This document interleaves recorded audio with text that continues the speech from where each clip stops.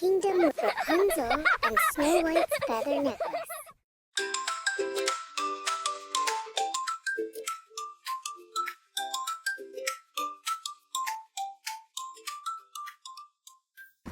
Once upon a time, in a kingdom where the sun always shone, Rapunzel sat in her garden. She noticed something strange. Her bright yellow sunflowers were turning a dull, dusty gray. Even the butterflies were losing their sparkle. Rapunzel looked up at the sky and saw the clouds were fading to white. "Oh dear," she whispered, "the world is losing its color." Suddenly, a flash of red appeared. Snow White came running through the garden gates, holding a single shimmering blue feather. "Rapunzel, look!" she cried. "I found this by the great waterfall. It's glowing, and it's the only thing that hasn't turned gray." As soon as the blue feather touched a wilted rose, the flower turned a brilliant pink again. A wise old owl named Sage fluttered down from a nearby oak tree. "That is the feather of the sky," Sage hooted. "It belongs to the magical feather necklace." Two other feathers, the golden sun feather and the ruby fire feather, have been lost. Without the necklace, all the colors in the world will vanish forever. Snow White nodded bravely. "We must find them," she said. Rapunzel and Snow White set off on their grand adventure. They climbed over rolling hills and skipped through quiet meadows.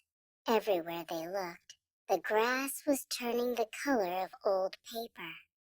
"We have to hurry," Rapunzel said, clutching her long, glowing hair. "I can feel the magic of the world getting weaker." They reached the whispering woods, where the trees were as tall as giants. Snow White knelt down and whistled a soft tune.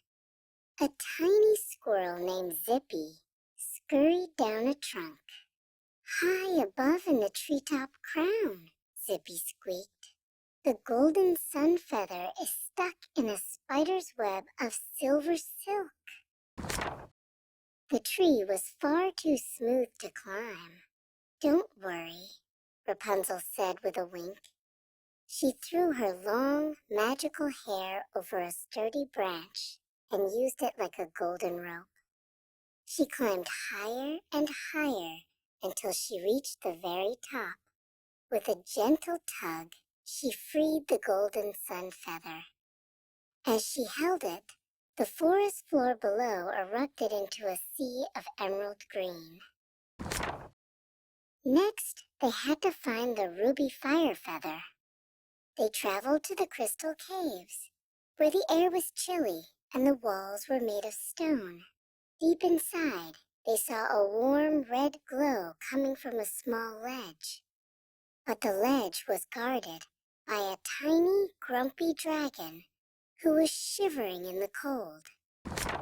The dragon, whose name was Ember, let out a tiny puff of smoke. He looked very lonely. Snow White stepped forward and took off her velvet cloak, wrapping it gently around the little dragon. "There you go, little friend," she whispered. Ember felt so happy and warm that he stepped aside and let them take the ruby fire feather.